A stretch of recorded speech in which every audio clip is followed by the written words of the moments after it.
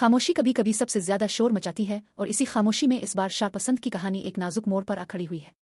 एक ऐसा मोड़ जहां सच शक मोहब्बत और अना सब आमने सामने खड़े हैं और एक गलतफहमी कई जिंदगियों को तोड़ने के करीब पहुंच चुकी है। कहानी वहां से शिद्दत इख्तियार करती है जब एक मामूली सा लम्हा, एक मामूली सी गलती एक बड़े तूफान की बुनियाद रख देता है। सनम, जो हमेशा सच और ताल्लुकात पर यकीन रखती आई है, इस सुबह अनजाने में अपना फोन उठा लेती है और दूसरी तरफ फिदा की आवाज होती है। यही वो लम्हा है जहां फारुस्त अली के दिल में छुपा हुआ शक जाग उठता है। एक ऐसा शक जो पहले ही उसके मिजाज में मौजूद तलखी को और ज्यादा खतरनाक बना देता है। फारुस्त अली, जो मुआशरे की नज़र में एक बावकार, संजीदा और जिम्मेदार इंसान है, अंदर ही अंदर एक तेज मिजाज और कंट्रोल करने वाली शख्सियत रखता है।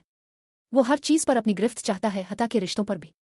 फिदा की कॉल उसके लिए महज एक फ़ोन कॉल नहीं रहती, बल्कि इसके जहन में मौजूद खदशात को हकीकत का रंग दे देती है।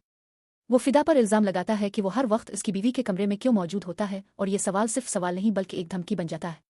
फिदा, जो खुद पहले ही हालात के बोझ तले दबा हुआ है, अब इस इल्ज़ाम की जद में आ जाता है जो उसने कभी सोचा भी नहीं था। फारुस्त का लहजा, इसकी आंखों की सख्ती और उसके अल्फाज सब कुछ ये जाहिर करता है कि वो अब किसी बात को सुनने या समझने के मोड में नहीं है।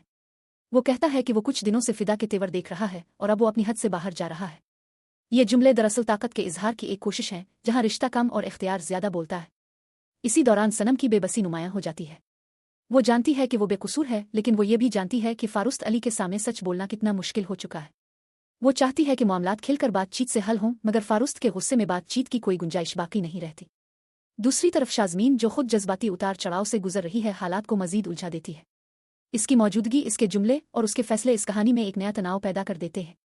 हर किरदार अपनी अपनी जगह जख्मी है, मगर कोई भी ये तस्लीम करने को तैयार नहीं कि असल मसला आना है, मोहब्बत नहीं। कहानी इस वक्त मजीद संगीन हो जाती है जब बात बच्चों तक जा पहुंचती है।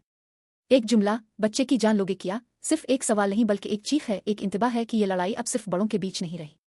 ये वो लम्हा है जहां नाजरीन को एहसास होता है कि ये झगड़े, ये शक और ये जिद किस तरह मासूम जिंदगियों को भी अपनी लपेट में ले सकते हैं।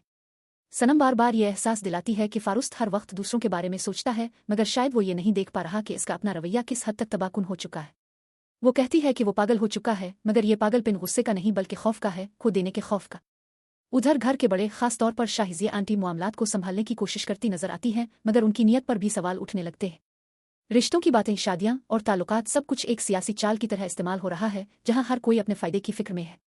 फारुस्त अली का किरदार इस किस्त में मुकम्मल तौर पर बेनकाब होता दिखाई देता है।